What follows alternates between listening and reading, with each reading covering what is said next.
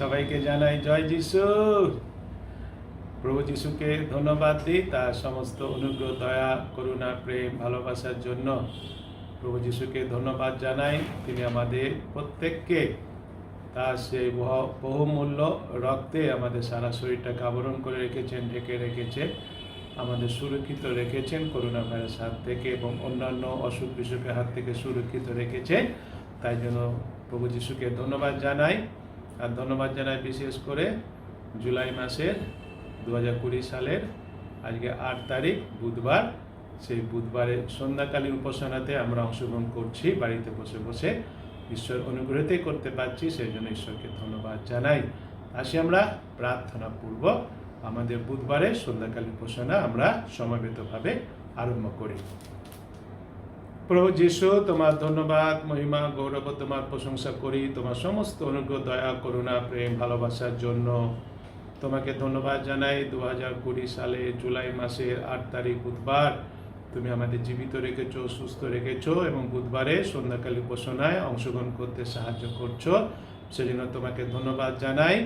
প্রভু যিশু, আমরা তোমার কাছে স্বীকার করি আমাদের সমস্ত ভুল ত্রুটি, অন্যায়, অপরাধ, পাপ যা তোমার বিরুদ্ধে করেছি, কথায়, কার্যে, বাক্যে, চিন্তায়, তার জন্য তপ্ত হই, ক্ষমা চাই। ক্ষমাকারী ঈশ্বর তো তুমি, আমাদের সমস্ত পাপ, অন্যায়, অপরাধ ক্ষমা করো এবং তুমি আমাদের যে পবিত্র আত্মা দিয়েছো সেজন্য তোমাকে ধন্যবাদ জানাই। সেই পবিত্র আত্মা এখন তুমি আমাদের পরিচালনা করো, যেন প্রভু যিশু আমরা তোমার সেই পবিত্র আত্মাতে পরিচালিত হয়েই আত্মা এবং সত্যে যেন তোমার এই বুধবার উপাসনাতে অংশগ্রহণ করতে পারি প্রথম থেকে শেষ পর্যন্ত। সে অনুগ্রহ তুমি করো, যেন প্রভু যিশু তোমার রব আমরা শুনতে পাই, সে আশীর্বাদ তুমি আমাদের করো। তোমার বাক্য যখন আমরা পাঠ করব যেন আমাদের সমস্ত হৃদয়, মন, প্রাণ, শক্তি দিয়ে পাঠ করতে পারি, অংশগ্রহণ করতে পারি, সে আশীর্বাদ তুমি করো। সে বাক্য যখন আলোচনা হবে আমি নই, কিন্তু তুমি তোমার হাত আমাকে স্পর্শ করে পবিত্র আত্মার মাধ্যমে সে বাক্যের ব্যাখ্যা আমাকে দিয়ে করিয়ে নেবে। তখন আমরা সবাই যেন প্রভু যিশু সমস্ত চিত্তে, হৃদয়, মন, প্রাণ দিয়ে সে বাক্য শ্রবণে যেন অংশগ্রহণ করি, তোমার রব যেন শুনতে পাই, সে আশীর্বাদ তুমি করো। তোমার বাক্যের অর্থ বুঝতে সাহায্য করো, বাক্যকে বিশ্বাস করতে সাহায্য করো, আর বাক্য যেভাবে আমাদের জীবনযাপন করতে বলবে তার যেন বাধ্য হতে পারি, সে আশীর্বাদ তুমি করো। বুধবার উপাসনার ভার তুমি নাও, প্রথম থেকে শেষ পর্যন্ত তুমি আমাদের পরিচালনা করো পবিত্র আত্মায়। আর যা কিছু করবো প্রভু যিশু সমস্ত বিষয় যেন ঊর্ধ্বে স্বর্গে তোমার কাছে গ্রাহ্য হয়, আর তোমার প্রতাপ, তোমার আশীর্বাদ আমাদের সবার জীবনে নেমে আসে, আমাদের জীবন যেন পরিবর্তিত হয়, সে আশীর্বাদ তুমি করো। সকল ধন্যবাদ, মহিমা, গৌরব, প্রশংসা তোমাকে দিয়ে ধন্যবাদ সহকারে এই প্রার্থনা যিশুর নামে চাই, আমেন। আসি বিশ্বাসী ভাই বোনেরা, বুধবার উপাসনাতে আজকের দিনের মনোনীত শাস্ত্র পাঠ আমরা সবাই মিলে একসাথে করি। ঈশ্বরের বাক্য নেওয়া হয়েছে 2 করিন্থীয় 5 অধ্যায় 1 থেকে 10 পদ। আমরা সবাই মিলে একসাথে পাঠ করি। কারণ আমরা জানি যদি আমাদের এই তাম্ররূপ পার্থিব বাটি ভাঙিয়া যায়, তবে ঈশ্বর দত্ত এক গাঁথুনি আমাদের আছে, সেই বাটি অহস্ত নির্মিত, অনন্তকাল স্থায়ী ও স্বর্গে স্থিত। কারণ বাস্তবিক আমরা এই তাম্বুর মধ্যে থাকিয়া আত্মস্বর করিতেছি, ইহার উপরে স্বর্গ হইতে প্রাপ্য আবাস পরিহিত হইবার আকাঙ্ক্ষা করিতেছি।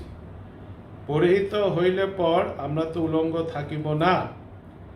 আর বাস্তবিক এই তাম্বুতে থাকিয়া আমরা ভারাক্রান্ত হওয়াতে আত্মস্বর করিতেছি, কেননা আমরা পরিচ্ছদবিহীন হইতে বাঞ্ছা করি না, কিন্তু ইহার উপরে পরিহিত হইতে বাঞ্ছা করি, যেন যাহা মর্ত তাহা জীবনের দ্বারা কবলিত হয়। আর যিনি আমাদিগকে ইহারই নিমিত্ত প্রস্তুত করিয়াছেন তিনি ঈশ্বর, তিনি আমাদিগকে আত্মা বায়না দিয়াছেন।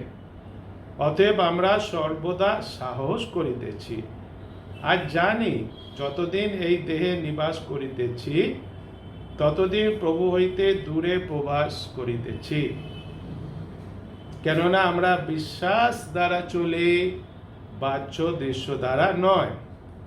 আমরা সাহস করিতেছি এবং দেহ হইতে দূরে প্রবাস ও প্রভুর কাছে নিবাস করা অধিক বাঞ্ছনীয় জ্ঞান করিতেছি। আর এই কারণ আমরা লক্ষ্য রাখিতেছি, নিবাসে থাকি কিংবা প্রবাসী হই, যেন তাহারই প্রীতির পাত্র হই।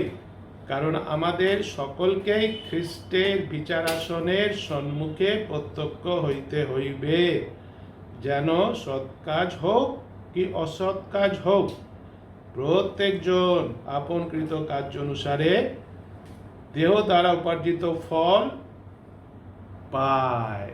আমেন। ঈশ্বর তার আপন পবিত্র বাক্যে আশীর্বাদ করুন। আসি আমরা সবাই মিলে একসাথে প্রেরিতের বিশ্বাস সূত্র বলি।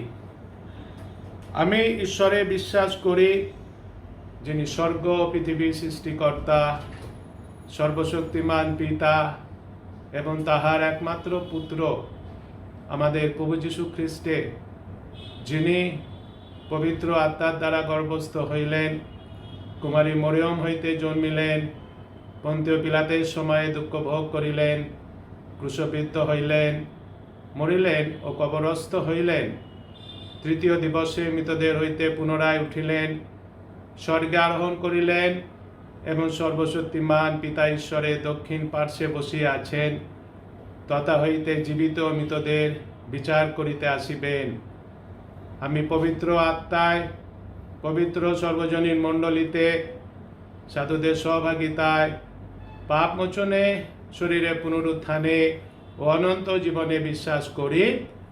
আমেন। হালেলুয়া। সবাইকে আইটিবার জানাই জয় যিশু এবং ঈশ্বরকে ধন্যবাদ দিই। এই যে ঈশ্বরের বাক্য আমরা পাঠ করেছি, 2 করিন্থীয় তার 5 অধ্যায় 1 থেকে 10 পদ। আর সেই বিষয়টাকে নিয়ে কিছুটা আলোচনা করি। এই যে অংশটা এখানে আমরা আজকে পাঠ করেছি, 2 করিন্থীয় 5 অধ্যায় 1 থেকে 10 পদে, এখানে সাধু পৌল আসল যে বিষয়টাকে দেখিয়েছেন, দুটো বিষয় এখানে তিনি দেখিয়েছেন। প্রথমত হচ্ছে, যদি আমরা দেখি এই পদগুলিতে, সাধু পৌল যেটা বলতে চেয়েছেন যে আমাদের যে আর্থলি বডিজ, যেটাকে বলা হয়েছে যে পার্থিব শরীর, সেটাকে তিনি কি বলছেন যে আর্থলি টেন্ট, অর্থাৎ আমাদের সেই পার্থিব তাম্বু বলা হয়েছে। আর এই যে তারপরে যে আমাদের যে ভবিষ্যতে যেটা আমাদের হবে, পুনরুত্থিত যে শরীর যেটা হবে, পুনরুত্থিত শরীর যা ভবিষ্যতে হবে, আওয়ার ফিউচার রেজারেকশন বডিজ, যা তিনি বলেছেন, আজকে পড়েছি আমরা সে পাঠে লেখা, যে কি বলেছেন, ঈশ্বর দত্ত এক গাঁথুনি, মানুষের হস্তে নির্মিত না, অনন্তকাল স্থায়ী, ইন হেভেন, স্বর্গে আছে। এই যে দুটো শরীরের বিষয় এখানে আমরা দেখতে পাচ্ছি, এই দুটো শরীরের মধ্যে তুলনামূলক পার্থক্য তিনি দেখিয়েছেন। তুলনামূলক পার্থক্য আমরা এখানে দেখতে পাই, সাধু পৌল সেটা বলেছেন। এবং আমরা পড়েছি 2 পদে আমরা দেখেছি, 4 পদে আমরা দেখেছি, এখানে সাধু পৌল বলেছেন যে আমাদের এই বর্তমান যে শরীর, এই যে শরীরটা এখন আমাদের আছে, এই বর্তমান শরীরে কি করছি আমরা, আর্তনাদ করছি। সেটা আমরা দেখেছি 2 পদে আছে, 4 পদে আছে, আজকে যে অংশ পাঠ করেছি সেখানে আছে। কিন্তু তারপরে তিনি যেটা বলতে চাইছেন যে সেটা হচ্ছে যে, কিন্তু যখন আমরা প্রভুতে নিদ্রাগত হব, তখন প্রভুতে নিদ্রাগত হওয়ার পরে তো আমরা নিশ্চয়ই পুনরুত্থিত হব, তো সে অনন্তকালীন জীবনের জন্য বাস করব যিশুর সাথে। তখন যে শরীরটাকে পাবো আমরা, সেই শরীরটা হবে সম্পূর্ণ পারফেক্ট শরীর হবে। সেটা আমাদের এখানে ভালো করে বুঝতে হবে যে শুধু যে আমরা একটা আত্মা পাবো, শরীর পাবো না, সেটা কিন্তু নয়। যে শরীরবিহীন আত্মা পাবো, সেটা কিন্তু নয়। কারণটা হচ্ছে এটাই। কেন সাধু পৌল এই বিষয়টা এখানে বেশি করে হাইলাইটস করেছেন, তার কারণ আছে এই পত্রে লেখার কারণটা হচ্ছে যে এই যে করিন্থীয় মণ্ডলীটা, এই করিন্থীয় মণ্ডলীটা যে গ্রিক কালচার, সেই গ্রিক কালচারের মধ্যে ছিল। এবং যেহেতু সেই গ্রিক কালচারের মধ্যে ছিল এই করিন্থীয় মণ্ডলী, সেই জন্য এই শরীরের যে পুনরুত্থান, শরীরের যে পুনরুত্থান, এই বিষয়টাকে বিশ্বাস করার ক্ষেত্রে সেই মণ্ডলীর অনেক বিশ্বাসীদের একটু সমস্যা দেখা দিয়েছিল, অসুবিধা হয়েছিল, সমস্যা হয়েছিল। তার কারণও আছে। তার কারণটা হচ্ছে যে গ্রিকরা শরীরের পুনরুত্থানটাকে তারা বিশ্বাস করত না। সেই জন্য অনেকের চিন্তায় তাদের মধ্যে অনেকে চিন্তায় এই যে পার্থিব যে জীবন, এই পার্থিব জীবন, এই যে পৃথিবীতে এখন আমরা যে জীবনযাপন করছি, এই পার্থিব জীবনের পর যে জীবন, তারপরে যে জীবন অর্থাৎ সে অন্তকালীন যে জীবনটা, সেটা কেবলমাত্র আত্মার, সেটা কেবলমাত্র আত্মায়, এটা তারা বিশ্বাস করতো। এবং তারা কি বিশ্বাস করতো, যে তাদের বিশ্বাসে যে শরীরে কোনো অমরত্ব নাই, শরীরে যেহেতু কোনো অমরত্ব নাই, এবং সেই জন্য তারা কি মনে করতো, তারা মনে করতো যে আত্মাই কেবল অনন্তকাল স্থায়ী, আত্মাই কেবল অনন্তকালীন রাজ্যে প্রবেশ করে এবং মৃত্যুর পরে আত্মাই খালি মুক্ত হয়ে যায়, শুধু আত্মা, শরীর না, যেহেতু শরীরে কোনো অমরত্ব নাই। গ্রিকদের কালচারে, গ্রিকদের চিন্তায় তারা এটাকেই চিন্তা করত। কিন্তু যদি আমরা বাইবেলের শিক্ষা দেখি, আমরা বাইবেলের শিক্ষা আমরা দেখব, বাইবেলের শিক্ষা দেয় যে আত্মা ও শরীর, এই যে আত্মা আর এই যে শরীর, নট পার্মানেন্টলি সেপারেট। এবং এই যে শরীর এবং আত্মার বিষয়টা, এটাকে আরও বিস্তারিতভাবে সাধু পৌল জানিয়েছেন। আমরা এর আগে দেখেছি, আমরা প্রথম করিন্থীয় তার 15 অধ্যায় 46 থেকে 48 পদে সেটা আমরা দেখেছি। আরও বিস্তারিতভাবে সাধু পৌল কি করেছেন, এই পুনরুত্থিত শরীরের বিষয়ে আলোচনা করেছেন। তবে একটি বিষয় নিশ্চিত আমরা থাকবো, একটি বিষয় আমাদের নিশ্চিত থাকতে হবে, যে আমাদের পুনরুত্থিত শরীর কীরূপ হবে বলে আমরা চিন্তা করছি। আমরা প্রত্যেকত চিন্তা করছি পুনরুত্থিত যে হব, আমরা পুনরুত্থিত হওয়ার পরে আমাদের শরীরটা কীরকম হয় বলে আমরা চিন্তা করছি না? সবাই কিছু না কিছু একটা চিন্তা করছি, কিন্তু আমরা মনে রাখি যে আমরা যা চিন্তা করছি পুনরুত্থিত হওয়ার পরে যে শরীরটা আমাদের কীরকম হবে, তার থেকে আরও অনেক বেশি বেটার হবে। আমেন। হ্যাঁ, তার থেকে আরও অনেক বেশি বেটার হবে। আমাদের পুনরুত্থিত শরীরের সম্বন্ধে বাইবেলে সব কিছু যদিও বলার নেই, বাইবেলে সব কিছু লেখা নেই, আমরা সেই জন্য খুব একটা বেশি যদিও জানতে পারি না, কিন্তু আমরা জানি আমাদের পুনরুত্থিত শরীরে কোনো অসুখ, রোগ বা ব্যথা থাকবে না। আমেন। হ্যাঁ, সেটা আমরা জানতে পারি। সেই বিষয়ে কোথায় লেখা আছে? বাইবেলে লেখা আছে, একদম সম্পূর্ণ পারফেক্ট শরীর আমরা পাবো, সম্পূর্ণ পারফেক্ট শরীর আমরা পাবো, সেটা বাইবেলে লেখা আছে। আমরা দেখি তো ফিলিপিও তার 3 অধ্যায় 21 পদটা যদি আমরা দেখি, আমি বাইবেল খুলছি। ফিলিপিও তার 3 অধ্যায় 21 পদে লেখা আছে এইভাবে, তিনি আমাদের দীনতার দেহকে রূপান্তর করিয়া নিজ প্রতাপের দেহের সমরূপ করিবেন, যে কার্য সাধক শক্তিতে তিনি সকলেই আপনার বশীভূত করিতে পারেন, তাহার গুণে করিবেন। এটা সে আমাদের সেই পুনরুত্থিত শরীরের কথা, রূপান্তর শরীরের কথা বলা হচ্ছে। এবং এটা যদি আমরা দেখি প্রকাশিত বাক্য তার 21 অধ্যায় যদি 4 পদ আমরা দেখি, প্রকাশিত বাক্যে 21 অধ্যায় আমরা বার করি এবং তার 4 পদে লেখা আছে, যদি আমরা দেখি, সেখানে বলছে ঈশ্বরের বাক্য, আর তিনি তাহাদের সমস্ত নেত্র জল মুছাইয়া দিবেন এবং মৃত্যু আর হইবে না, শোক বা আর্তনাদ বা ব্যথাও আর হইবে না, কারণ প্রথম বিষয় সকল লুপ্ত হইল। আমেন। সেজন্য আমরা দেখতে পাচ্ছি হয়তো খুব একটা বেশি বিষয় লেখা নেই আমাদের সেই পুনরুত্থিত শরীরটা কীরকম হবে, কিন্তু যে কটা বিষয় লেখা আছে তার মধ্যে থেকে আমরা যতটা জানতে পারি, যেটুকুনি জানতে পারি, সেটা হচ্ছে কি, সেটা হচ্ছে আমাদের পুনরুত্থিত শরীরে কোনো অসুখ, রোগ বা কোনো ব্যথা থাকবে না। আমাদের পুনরুত্থিত শরীরটা সম্পূর্ণ কি হবে, পারফেক্ট হবে। এখন যে আমরা যে এই শরীরে বাস করছি পৃথিবীতে, এই শরীরে আমাদের নানা রকম অসুখ বিসুখ আছে, তাই না, রোগ আছে আমাদের, কিন্তু আমাদের পুনরুত্থিত শরীরে সেই বিষয়টা থাকবে না। এবং আজকে যখন আমরা পাঠ করেছি যে 2 করিন্থীয় তার 5 অধ্যায় যদি 5 পদটা আমরা দেখি, এখানে সুন্দর কথা বলছে, আর তিনি আমাদিগকে ইহারই নিমিত্ত প্রস্তুত করিয়াছেন, তিনি ঈশ্বর, তিনি আমাদিগকে আত্মা বায়না দিয়াছেন। যে বলছে আত্মা বায়না দিয়াছেন, খুব সুন্দর কথা। এখানে পবিত্র আত্মা হচ্ছে ঈশ্বরের গ্যারেন্টি, বায়না, ঈশ্বরের গ্যারেন্টি ভবিষ্যতে কি হবে তা, এটা হচ্ছে ঈশ্বরের গ্যারেন্টি। পবিত্র আত্মা আমাদের মধ্যে কি করছে? পবিত্র আত্মা আমাদের মধ্যে কাজ করছে, সেই জন্য পবিত্র আত্মাকে আমরা পেয়েছি, সেই জন্য পবিত্র আত্মাকে ঈশ্বর আমাদের দিয়েছেন গ্যারেন্টি হিসাবে। এবং যেহেতু পবিত্র আত্মা আমাদের মধ্যে কাজ করছে, তার মধ্যে আমরা কি হচ্ছি, আমরা নিশ্চিত হচ্ছি। কি নিশ্চিত হচ্ছি? যেহেতু পবিত্র আত্মা আমাদের মধ্যে কাজ করছে, আমাদের পরিবর্তন করছে, আমরা পরিবর্তিত হচ্ছি। এবং সেই জন্য যখন যীশু খ্রিস্টের সেই দ্বিতীয় আগমনের সময় তার সম্মুখে আমরা সম্মুখী হব, তখন আমরা কি হব? সম্পূর্ণ পারফেক্ট হবই আমরা। কেননা এই কাজ কে করছে আমাদের মধ্যে?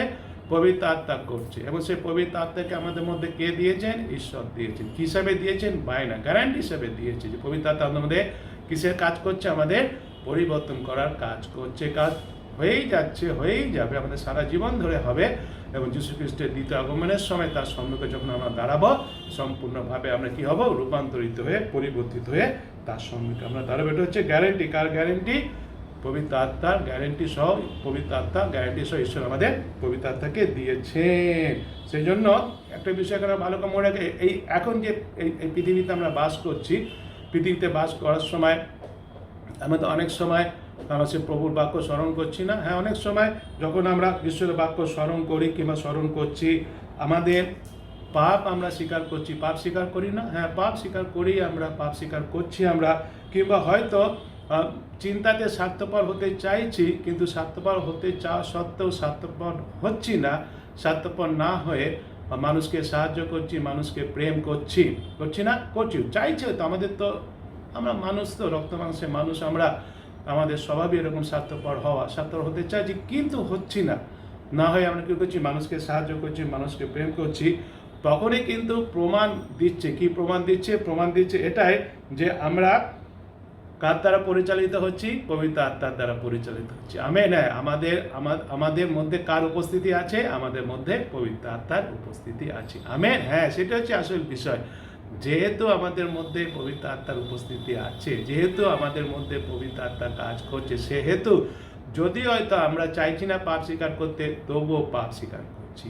যদিও আমরা চাইছি না অপরকে সাহায্য করতে, অপরকে প্রেম করতে, তথাপি আমরা অপরকে সাহায্য করছি, অপরকে প্রেম করছি। আমরা ঈশ্বরের বাক্য স্মরণে রাখছি। এ সমস্ত কিছু হচ্ছে, তার কারণটা কি? কারণ আমাদের মধ্যে কার উপস্থিতি আছে? আমাদের মধ্যে পবিত্র আত্মার উপস্থিতি আছে। এটা হচ্ছে প্রমাণ যে আমরা কার দ্বারা পরিচালিত হচ্ছি? আমরা পবিত্র আত্মার দ্বারা পরিচালিত হচ্ছি। যেদিন থেকে আমাদের মধ্যে পরিবর্তনের কাজ আরম্ভ হয়েছে, যেদিন থেকে আমরা নিজেরা নিশ্চয়ই বুঝতে পারছি আমাদের মধ্যে পরিবর্তনের কাজ আরম্ভ হচ্ছে। বুঝতে পারি না? নিশ্চয়ই বুঝতে পারি। আমি যেরকম নিজে থেকে বুঝতে পারি যে পরিবর্তন হচ্ছে। আপনারা নিজেরা বুঝতে পারছেন, বুঝতে পারেন, নিশ্চয় আমরা বুঝতে পারি। যেদিন থেকে আমাদের মধ্যে পরিবর্তনের কাজ আরম্ভ হচ্ছে, সেদিন থেকে আমাদের মধ্যে পবিত্র আত্মা কি করছেন? বাস করছেন। সেদিন থেকে পবিত্র আত্মার উপস্থিতি আমাদের মাঝে আছে। এবং সেই জন্য আমরা যেন যে কোনো অবস্থায় থাকি না কেন, যে কোনো পরিস্থিতির মধ্যে থাকি না কেন, কষ্ট হোক, ক্লেশ হোক, অভাব অনটন, যতই যা কিছু আমাদের হোক না কেন, আসি আমরা বিশ্বাসী ভাই বোন, আমরা ঈশ্বরের উপরে বিশ্বাস ও নির্ভর রাখি। আমেন। ঈশ্বরের উপরে আমরা বিশ্বাস রাখি, আমরা নির্ভর রাখি। কি বিশ্বাস রাখবো ঈশ্বরের উপরে? কি নির্ভর করবো ঈশ্বরের উপরে? যে তিনি আমাদের শরীর ও আত্মাকে সম্পূর্ণভাবে নতুন করার জন্য কাজ করছেন পবিত্র আত্মার মাধ্যমে। আমেন। হ্যাঁ, তিনি কাজ করছেন পবিত্র আত্মার মাধ্যমে। এই কাজ হচ্ছে, কাজ বন্ধ হবে না। বিশ্বাস রাখতে হবে, নির্ভর করতে হবে। যে কোনো, এখন আমরা একটা কঠিন ভয়াবহ পরিস্থিতির মধ্যে পড়েছি, তথাপি এই যে ভয়াবহ পরিস্থিতির মধ্যে আমরা পড়েছি, আমরা সাধারণত আমরা তো মানুষ, তো আমরা আমাদের ফোকাসটা চলে যায় সবসময় সেই পরিস্থিতির উপর, ফোকাসটা চলে যায়। তো সেই পরিস্থিতি আমাদের নিয়ন্ত্রণ করতে চায় না। পরিস্থিতির মাধ্যমে যেন আমরা কখনো নিয়ন্ত্রিত নয়, আমাদের ফোকাস যেন সেই দিকে একদম না যায়। আমাদের দৃষ্টি যেন সেই পরিস্থিতির দিকে যেন কখনো না যায়। আমাদের দৃষ্টি আমাদের রাখতে হবে, বিশ্বাস আমাদের রাখতে হবে, নির্ভর আমাদের রাখতে হবে কার উপরে? আমাদের সেই ঈশ্বর, আমাদের সেই প্রভু যিশুর উপরে আমাদের সেই বিশ্বাস, আমাদের সেই নির্ভরতা রাখতে হবে। এবং 6, 7, 8 পদে যে কথাটা বলছে আমরা যদি দেখি, আমি একটু পড়ে দিচ্ছি আরেকবার। বলছে, অতএব আমরা সর্বদা সাহস করিতেছি আর জানি যতদিন এই দেহে নিবাস করিতেছি ততদিন প্রভু হইতে দূরে প্রবাস করিতেছি। কেননা আমরা বিশ্বাস দ্বারা চলি, বাহ্য দৃশ্য দ্বারা নয়। আমরা সাহস করিতেছি এবং দেহ হইতে দূরে প্রবাস ও প্রভুর কাছে নিবাস করা অধিক বাঞ্ছনীয় জ্ঞান করিতেছি। এই যে 6 থেকে 8 পদে যে কথাটা লেখা আছে, পৌল একটা খুব কনফিডেন্টলি একটা কথা বলছেন। পৌল যেহেতু জানতেন ও তিনি দৃঢ়ভাবে বিশ্বাস করতেন, যে বিষয়টা এখানে বললেন সেটা তিনি জানতেন যে শুধু তা নয়, তিনি দৃঢ়ভাবে বিশ্বাসও করতেন কি, যে তিনি অনন্তকাল যিশুর সঙ্গে তিনি থাকবেন। আমেন। হ্যাঁ, এটা তিনি জানতেন, আমরাও জানি, কিন্তু আসল বিষয় হচ্ছে তিনি দৃঢ়ভাবে বিশ্বাস করতেন যে অনন্তকাল তিনি কার সাথে বাস করবেন? যিশুর সাথে বাস করবেন, যিশুর সাথে থাকবেন, এবং এটা তিনি কনফিডেন্টলি আত্মবিশ্বাসের সাথে বিশ্বাস করতেন বলেই সেই জন্য তিনি মৃত্যুকে কি করতেন না? মৃত্যুকে তিনি ভয় করতেন না। সেই কথাটা এখানে বলা হয়েছে। বাস্তব নিশ্চয় যে আমরা কোথায় যাচ্ছি সেটা অনিশ্চিত থাকার জন্য আবার আপনজনকে ছেড়ে চলে যেতে হচ্ছে। সেই জন্য নিশ্চয় হয়তো আমাদের কষ্ট হয়, আমাদের দুশ্চিন্তা হয়, এগুলো রয়েছে, এগুলো কিন্তু আমরা অস্বীকার করতে পারি না। এগুলো কিন্তু আমার মনে রাখি, যেহেতু আমরা যিশুকে বিশ্বাস করি, বাস্তবটা আছে যদিও, তথাপি আমরা কাকে বিশ্বাস করি? বিশ্বাসী ভাই বোন, আমরা যিশুকে বিশ্বাস করি। সেই জন্য যেহেতু আমরা যিশুকে বিশ্বাস করি, সেই জন্য পৌল যেরকম তার মধ্যে সে আত্মবিশ্বাস ছিল, সে জানতো, সেরকম পৌলের মতো আমরাও আশা ও আত্মবিশ্বাস রাখতে পারি যে আমরাও অনন্তকালীন যিশুর সঙ্গে থাকবো, যিশুর সঙ্গে বাস করবো। আমেন। এটা আমরা জানি, হয়তো আমরা বলবো আমরা তো জানি অনন্ত জীবন পেয়েছি। হ্যাঁ, আমরা জানি অনন্ত জীবন পেয়েছি, যিশুকে বিশ্বাস করে, কেন বাইবেল সে কথা বলে যিশুকে বিশ্বাস করলে অনন্ত জীবন পাওয়া যায় এবং অনন্ত জীবন আমরা স্বর্গে গিয়ে বাস করবো, এটা আমরা জানি। কিন্তু জানাটা একটা বিষয় নিশ্চয়ই, কিন্তু এটা কি করতে হবে? কনফিডেন্ট থাকতে হবে, এর উপর আত্মবিশ্বাসটা রাখতে হবে। হ্যাঁ, অনন্তকাল আমি বাস করবো যিশুর সাথে, আমি যাবো স্বর্গে অনন্তকাল। এই বিশ্বাসটা আমাকে রাখতে হবে কার উপরে? এই বিশ্বাসটা আমাদের এটা হচ্ছে আসল বিশ্বাসটা, হচ্ছে আসল বিষয়। বিশ্বাস ছাড়া কোনো কিছু হয় না। বিশ্বাস যিশুর উপরে, তার বাক্যের উপরে আমাদের কি করতে হবে? পৌল সেটা রেখেছিল, আমাদের সেটা রাখতে হবে। পৌল সেই কথা এখানে বলছে। এবং আরেকটা বিশেষ কথা, এই যে এখন আমরা পৃথিবীতে বাস করছি, তো এই পৃথিবীতে আমরা কিভাবে বাস করছি সেটা কিন্তু খুব গুরুত্বপূর্ণ বিষয়। অনেক সময় আমরা মনে করি, ঘটনা নিশ্চয়, যে আমরা যিশুকে বিশ্বাস করেছি, অনন্ত জীবন পেয়েছি, পৃথিবীতে বাস করার জন্য নাই। পৃথিবীতে আরো কতদিন মাত্র থাকবো? বাইবেল বলেছে অধিক বলযুক্ত হলে 80 বছর, তারপর তো পৃথিবী ছেড়ে যখন যাব, আমি তো জানি, আই হ্যাভ এ কনফিডেন্ট, আমার তো আত্মবিশ্বাস আছে আমি স্বর্গে বাস করব। কিন্তু সেটা ঠিক আছে, নিশ্চয় স্বর্গে অনন্তকাল বাস করব, কিন্তু পৃথিবীতে যে কটা দিন আছি, এই কটা দিনটা কিন্তু আমরা অবহেলা করে কাটালে হবে। এটা খুব গুরুত্বপূর্ণ বিষয়। পৃথিবীতে যখন আমরা বাস করছি, যতদিন যিশু আমাদের পৃথিবীতে বাঁচিয়ে রেখেছেন, তার একটা উদ্দেশ্য আছে। আমাদের সেটা ভালো করে খেয়ে আনন্দ করে, ফুর্তি করে, গল্প করে, আড্ডা মেরে কাটিয়ে দেবো, কোনো ব্যাপার না, তারপরে যিশুর সাথে আমি মিলিত স্বর্গে যাব না। খুব গুরুত্বপূর্ণ বিষয়। পৃথিবীতে যখন বাস করছি, এটাও আমার থেকে সেই 9 এবং 10 পদে সেই কথা বলছে। আর এই কারণ আমরা লক্ষ্য রাখিতেছি, নিবাসী থাকি কিংবা প্রবাসী হই, যেন তাহারে প্রীতির পাত্র হই। তারপরে 10 পদে কি কথা বলছে? কারণ আমাদের সকলকে খ্রিস্টের বিচারাসনের সম্মুখে প্রত্যক্ষ হইতে হইবে। আবার বলি, আমাদের সকলকেই, পৌল কথা বলছে, ইনক্লুডিং আমি, সবাইকে কি করতে হবে? খ্রিস্টের বিচারাসনের সম্মুখে প্রত্যক্ষ হইতে হইবে, যেন, এবার বলছে, সৎ কাজ হোক কি অসৎ কাজ হোক, প্রত্যেকজন আপনার কৃত কার্য অনুসারে দেহ দ্বারা উপার্জিত ফল পাইবে। প্রত্যেকে আপনার কার্য অনুসারে দেহ দ্বারা উপার্জনের ফল পাইবে। যে পৃথিবীতে আছি, তো আমরা দেহ আছে আমাদের, জীবিত আছি আমরা। যতদিন জীবিত আছি ততদিন আমাদের সুযোগ আছে প্রভুর কাজ করে যাওয়া, তাকে সন্তুষ্ট করার জন্য। বিশ্বাসী ভাবে, এই যে প্রথমত আমরা জানি যে দ্বিতীয়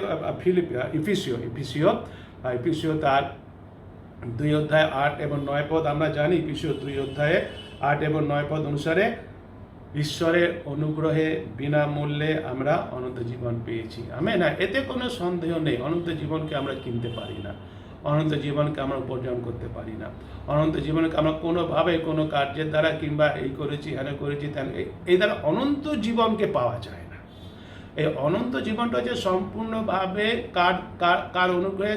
বিনামূল্যের দান, ঈশ্বরের অনুগ্রহে। এটা সম্পূর্ণভাবে ঈশ্বরের অনুগ্রহে বিনামূল্যের দান, এটা হচ্ছে ঈশ্বরের দান। কিন্তু এখানে একটা বিষয় আমাদের মনে রাখতে হবে, যে আমরা প্রত্যেকেই যীশু খ্রিস্টের দ্বারা বিচারিত হব। সে কথা আমরা বললাম না 9 এবং 10 পদে, প্রত্যেককেই খ্রিস্টের বিচারের সম্মুখে দাঁড়াতে হবে। মনে রাখি, এই পৃথিবীতে আমরা বেঁচে আছি, এই সময়টাকে যেন আমরা যেন মানে যা ইচ্ছে তাইভাবে যেন ব্যবহার না করি। খুব সাবধানতা অবলম্বনে আমাদের ব্যবহার করতে হবে। প্রভুকে সন্তুষ্ট করতে হবে। আমরা যীশু খ্রিস্টের বিচারের সম্মুখে আমাদের সবাইকে দাঁড়াতে হবে। কথা আমরা মনে রাখবো, পৃথিবীতে বেঁচে থাকাকালীন প্রত্যেকটা মুহূর্তে যেন কথাটা আমরা মনে রাখি। অনন্ত জীবন আমরা পেয়েছি, ঈশ্বরের অনুগ্রহের দান আমরা পেয়েছি বিনামূল্যে, কিন্তু যীশু খ্রিস্টের বিচারের সম্মুখ থেকে আমরা বেরিয়ে আসতে পারবো না। আমাদের সবাইকে যীশু খ্রিস্টের বিচারের সম্মুখে দাঁড়াতে হবে। বাইবেলে বাক্য সেটাই বলছে, ঈশ্বরের বাক্য আজকে সেটা আমাদের বলছে। যেটা বলছে আমি সেটাই বলছি।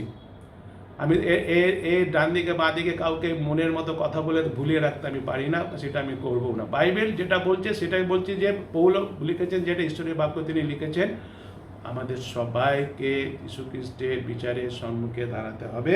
আসি আমরা সে কথাটা মনে রাখি। আমাদের বিচারে আমরা পুরস্কৃত হব, 10 পদে সে কথা বলেছে, কিন্তু ঠিক সেইভাবেই যেভাবে আমরা জীবনযাপন করছি এখন আমরা যেভাবে জীবনযাপন করছি সেইভাবেই কিন্তু আমাদের দেহ উপার্জন করছি, কি তার ফল কিন্তু আমরা পাবো, তার বিচার কিন্তু আমরা পাবো। সে কথা এখানে পরিষ্কারভাবে বলা রয়েছে যে আমরা পুরস্কৃত হব ঠিক সেইভাবেই যেভাবে আমরা এখন জীবনযাপন করছি পার্থিব জীবনে এই পৃথিবীতে। এবার একটা কথা আমরা মনে রাখি, যদিও আমরা ঈশ্বরের অনুগ্রহে পরিত্রাণ পেয়েছি, এটা বারবার বললাম, ঈশ্বরের অনুগ্রহে আমরা পরিত্রাণ পেয়েছি, কিন্তু ঈশ্বরের এই অনুগ্রহ যে আমরা পরিত্রাণ পেয়েছি, ঈশ্বরের অনুগ্রহ আমাদের যে বিশ্বস্তভাবে তার বাক্যের বাধ্য হওয়া দরকার তার থেকে ফ্রি করেননি, তার থেকে মুক্ত করেননি। হ্যাঁ, যেহেতু আমরা ঈশ্বর অনুগ্রহতে পরিত্রাণ পেয়ে গেছি, আমরা মুক্তি পেয়ে গেছি, আমরা স্বাধীন হয়ে গেছি, এই জীবনটা এখন আমি যেভাবে পারি সেইভাবেই পরিচালনা করবো, আমার ইচ্ছা হয়েছে জীবনযাপন করবো, আমি এখন মুক্ত, আমি এখন স্বাধীন না। ঈশ্বরের অনুগ্রহ আমাদের জীবন যদিও দিয়েছে, কিন্তু ঈশ্বরের বাক্যের বাধ্য হওয়া থেকে তিনি আমাদের মুক্ত দেন। বাধ্য হওয়ার জন্য যা যা করণীয় সেগুলো আমাদের করতে হবে। ঈশ্বরের বাক্যের আমাদের কি হতে হবে? বাধ্য হতে হবে। এই কথাটা আমাদের মনে রাখতে হবে। কখন? এখন যখন আমরা এই পৃথিবীতে বাস করছি, এই জীবিত অবস্থায় আছি, এই জীবনটা, এই দেহটা কিন্তু আমার নয়, এর উপরে আমার নিজের কোনো অধিকার নেই যে আমি যা ইচ্ছা পারবো তা ইচ্ছা করব না। প্রভু যিশু তার নিজের রক্তে আমার এই জীবনটা কিনে নিয়েছেন, আমার দেহটা এখন পবিত্র তার মন্দিরের কথা আমরা মনে রাখবো। সব বিশ্বাসী ভাই বোন, এই কথা আমাদের কি করতে হবে? এই কথা আমাদের মনে রাখতে হবে, মনে রাখি আমরা। কেননা আজকে অংশ দেখছি আমাদের প্রত্যেককে আমরা কিভাবে জীবনযাপন করছি তার হিসাব দিতে হবে। এখন আমরা এই পৃথিবীতে কিভাবে জীবনযাপন করছি, তার সৎ কাজ হোক কি অসৎ কাজ হোক, এই দুটোর মাধ্যমে কি করেছি আমরা নিজের প্রশ্ন করতে হবে, নিজেকে প্রশ্ন করি, আমি কিভাবে জীবনযাপন করছি? আমি কি স্বার্থপরের মতো জীবনযাপন করছি? শুধু নিজের কথা চিন্তা করে জীবনযাপন করছি? শুধু নিজের ভালোর জন্য জীবনযাপন করছি? এবার নিজেকে ভালো করার জন্য, নিজেকে উন্নতি করার জন্য অপরের ক্ষতি করছি? নাকি আমি প্রভু যীশু খ্রিস্টের মতো, প্রভু যীশু খ্রিস্ট যেরকম নিজেকে শূন্য করেছিলেন, নত করেছিলেন, দাসের বেশ ধারণ করেছিলেন, বাধ্য হয়েছিলেন ক্রুশের মৃত্যু পর্যন্ত, অপরের কথা চিন্তা করেছিলেন, অপরকে ভালোবেসেছিলেন, অপরকে সাহায্য করেছিলেন। আজকে আমি সেই যীশু খ্রিস্টের দৃষ্টান্তে জীবনযাপন করছি, তার আদর্শবান হয়ে জীবনযাপন করছি, তার শিক্ষায় শিক্ষিত হয়ে জীবনযাপন করছি, তার বাক্য অনুযায়ী জীবনযাপন করছি। বিশ্বাসী ভাই বোন, খুব গুরুত্বপূর্ণ বিষয় এটা। যিশুকে ধন্যবাদ দিই, তিনি আমাদের জীবিত রেখেছেন, করোনা ভাইরাস হাত থেকে সুরক্ষিত রেখেছেন, সুস্থ রেখেছেন। তিনি আবার আমাদের সুযোগ দিয়েছেন, সুযোগ পেয়েছি আমরা, পৃথিবীতে আছি এখন, আমরা শরীরে আছি, আমরা বেঁচে আছি, আমরা আমরা বোঝার চেষ্টা করি। আমাদের একদিন যীশু খ্রিস্টের সে বিচারের সম্মুখে দাঁড়াতে হবে এবং তিনি বিচার করবেন আমরা পৃথিবীতে থাকাকালীন কে কীভাবে জীবনযাপন করেছি। কয়েকটা পদ আমরা দেখি, বাইবেল সে কথা বলে, যদি আমরা দেখি মথি তার 16 অধ্যায় 27 পদ কি কথা বলছে, কেননা মনুষ্যপুত্র আপন দূতগণের সহিত আপন পিতার প্রতাপে আসিবেন, আর তখন প্রত্যেক ব্যক্তিকে তার ক্রীড়া অনুসারে প্রতিফল দেবে। একই কথা এখানে লেখা আছে, প্রত্যেক ব্যক্তিকে তার ক্রিয়া অনুসারে, তার কাজ অনুসারে তাকে কি দেবে? তাকে প্রতিফল দেবে। রোমিও তার 14 অধ্যায় যদি আমরা দেখি, রোমিও 14 অধ্যায়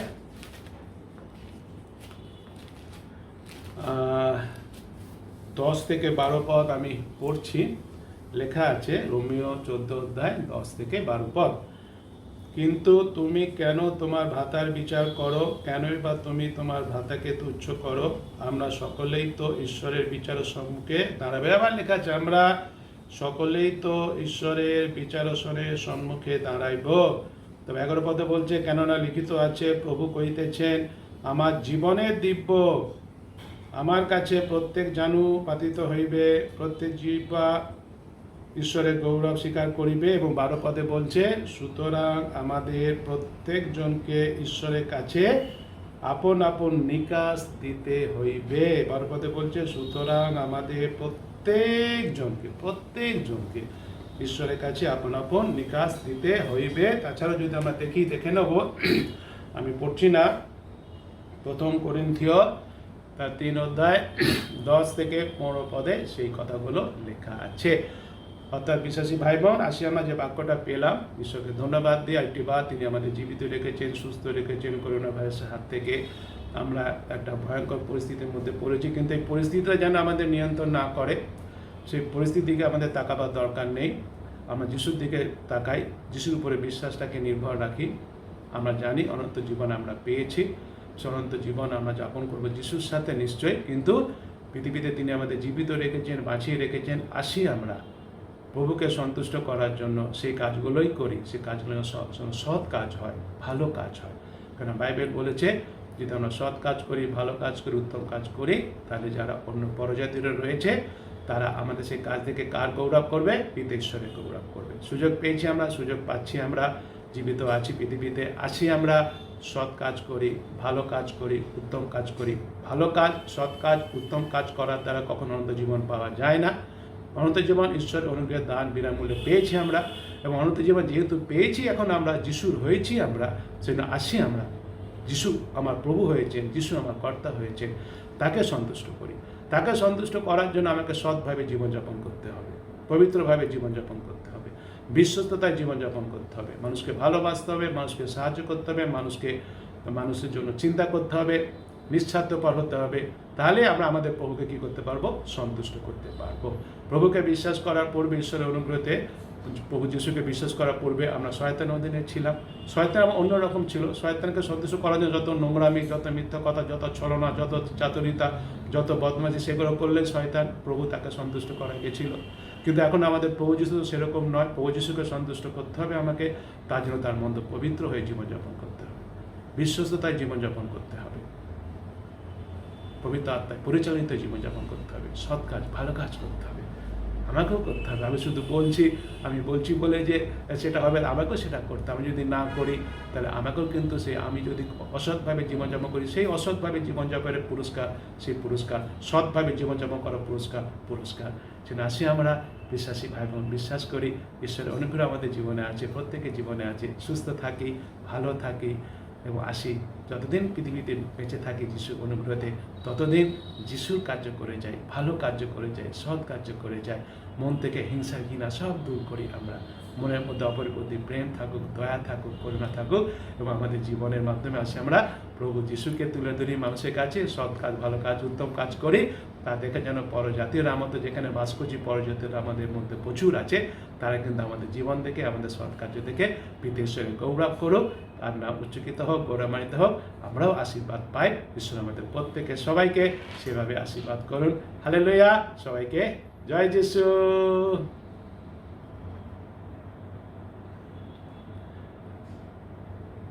আসি আমরা ঈশ্বরকে ধন্যবাদ দিই সুন্দর বাক্যের জন্য, এবং বাক্যটাকে নিয়ে আমি প্রার্থনা করি, শেষ প্রার্থনা করি, এবং প্রভুর প্রার্থনা আশীর্বচন দিয়ে আমাদের বুধবার বসনা শেষ করি। প্রার্থনা করি। প্রভু যিশু, তোমার ধন্যবাদ, মহিমা, গৌরব, প্রশংসা করি। সুন্দর বাক্য তুমি দিয়েছ। হ্যাঁ প্রভু যিশু, আমরা অনন্ত জীবন পেয়েছি। এটা আমাদের কোনো কার্যের ফল নয়, কর্মের ফল নয়। পিতা ঈশ্বর অনুগ্রহতে বিনামূল্যে সেই অনন্ত জীবন তুমি আমাদের দিয়েছো, সেই জন্য তোমাকে ধন্যবাদ দিই। আমরা বিশ্বাস করি প্রভু যিশু, আমাদের প্রভু যিশু পুনরুত্থিত আমরা হব, দ্বিতীয় আগমন তোমার হবে, তোমার সাথে আমরা সম্মিলিত হব, এবং তোমার সাথে আমরা অন্তকাল বাস করব। সেই বিশ্বাস, সেই নির্ভরতা আমাদের তুমি দিয়েছ। তুমি আমাদের বলেছো, আমাদের জানিয়েছো, এবং আমাদের সে পৌঁছিত শরীর কীরকম হবে তাও কিছু বিষয় আমরা দেখেছি প্রভু যিশু, আমরা শুনেছি প্রভু যিশু, আমরা পড়েছি প্রভু যিশু, তুমি আমাদের কাছে প্রকাশ করেছো, সেই জন্য তোমাকে ধন্যবাদ দিই। এখন তুমি আমাদের সাহায্য করো, তোমাকে ধন্যবাদ দিই প্রভু যিশু, যে একটা ভয়ঙ্কর পরিবেশের মধ্যে আমরা আছি, পরিস্থিতির মধ্যে আমরা আছি, যদিও তথাপি তুমি আমাদের জীবিত রেখেছো, এবং তুমি জীবিত রেখেছো বলে আমরা জীবিত আছি, তুমি সুরক্ষিত রেখেছো বলে আমরা সুরক্ষিত আছি, তুমি সুস্থ রেখেছো বলে আমরা সুস্থ আছি।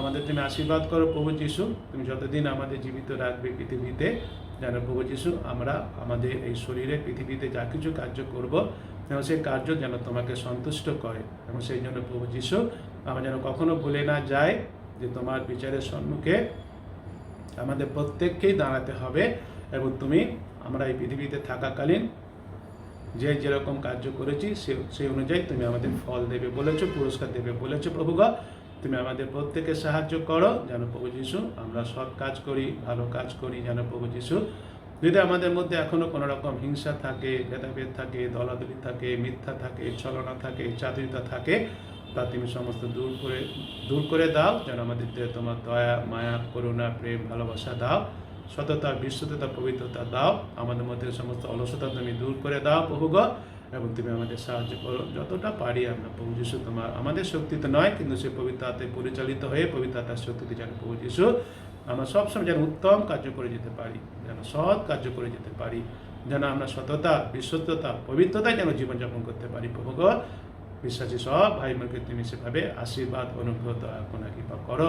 পৃথিবীতে যত বিশ্বাসীরা আছেন, যত মণ্ডলী আছে, যত পাদ্রীবাবুরা আছেন, যত মিশনারিরা আছেন, যত তোমার কার্যকরী লোকেরা আছেন, তাদের সবাইকে তুমি আশীর্বাদ করো, অনুগ্রহ করো। আমরা সবাই যেন প্রভু যিশু তোমাকে যেন মানুষের কাছে তুলে ধরতে পারি, সৎ কাজ, উত্তম কাজ করার মাধ্যমে যেন সমস্ত মানুষেরা আমাদের সেই সৎ কাজ, উত্তম কাজ দেখে বিদেশের গৌরব করে, সেইভাবেই যেন আমরা জীবনযাপন করতে পারি।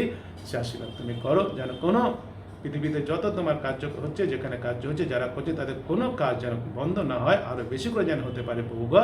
সেভাবে তুমি আশীর্বাদ করো, আমাদের ভারতবর্ষকে আশীর্বাদ করো, পশ্চিমবঙ্গকে আশীর্বাদ করো, যেন ভারতবর্ষে, পশ্চিমবঙ্গে যে সমস্ত মানুষেরা আমরা তোমার কার্য করছি যেন আরও বেশি করে তোমার কার্য করতে পারি। তার জন্য যা কিছু দরকার তুমি জুগিয়েছো, তুমি যুগাচ্ছ, তুমি যুগাবে বিশ্বাস করি, তার জন্য তোমাকে ধন্যবাদ দিই। বিশেষ করে যেটা দরকার প্রভু গো, তুমি বলেছ যে শস্য প্রচুর বটে কিন্তু কার্যকারী লোকের প্রভু অল্প, সেই কার্যকরী লোকের দরকার প্রভু যিশু, তুমি আরও অনেক সত্যিকারে তোমার ক্ষেত্রে কার্যকরী লোক তুমি পাঠিয়ে দাও, যেন ভারতবর্ষে, পশ্চিমবঙ্গে এত কার্যকরী লোক তৈরি হবে যেন পশু কার্যকরী লোকেরা সেই সমস্ত শস্যগুলোকে গোলাঘরে সঞ্চয় করতে পারে প্রভু যিশু। হ্যাঁ, আজকে অনেক মানুষেরা তারা তোমাকে পাওয়ার জন্য তারা অপেক্ষা করছে, তাদের কাছে গিয়ে যেন প্রভু যিশু আমরা তোমার সেই সুসমাচার তুলে ধরতে পারি প্রভু যিশু, এবং তাদের যেন তোমার ঘরে যেন আমরা নিয়ে আসতে পারি প্রভু যিশু, পবিত্র আত্মায় প্রভু যিশু সে আশীর্বাদ তুমি করো প্রভু যিশু। তোমাকে ধন্যবাদ দিয়ে আমরা বিশ্বাস করে উপাসনা চলাকালীন তোমার রব আমরা শুনেছি প্রভু যিশু, তুমি আমাদের সাথে কথা বলেছো, সেজন্য তোমাকে ধন্যবাদ দিই।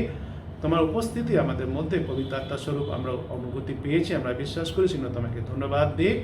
আমাদের তুমি পরিবর্তন করছো, আমরা বিশ্বাস করি, পবিত্র আত্মার দ্বারা আমরা পরিবর্তিত হচ্ছি বিশ্বাস করে, সেজন্য তোমাকে ধন্যবাদ দিই। আর তুমি আমাদের পরিবর্তন করো, আমরা মাটি, তুমি কোমর, তুমি আমাদের ভাঙা করো, ততদিন পর্যন্ত যতক্ষণ পর্যন্ত তোমার নিজের মনের মতো পাত্র তৈরি হচ্ছি, তুমি আমাদের প্রত্যেককে তোমার নিজের মনের মতো পাত্র তৈরি করো।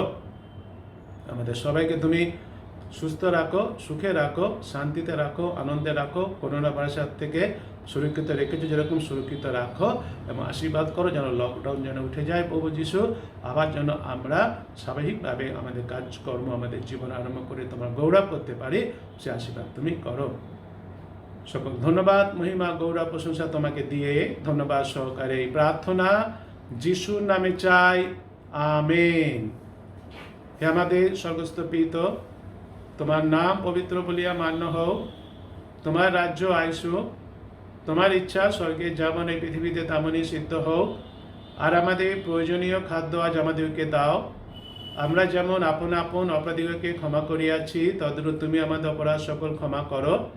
আর আমাদিগকে পরীক্ষাতে আনিও না, কিন্তু মন্দ হইতে রক্ষা করো, কারণ রাজ্য, পরাক্রম, মহিমা যুগে যুগে তোমারই, আমেন।